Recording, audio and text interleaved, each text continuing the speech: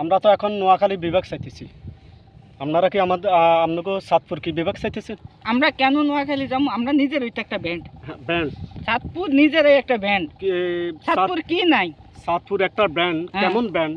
যেমন আপনারা বিভাগ করতে হলে ডাবনাইকল ছাড়া আর কিছু নাই। আর আমাদের চাঁদপুরে মাছ আছে, নদী পর্যটক এরিয়া।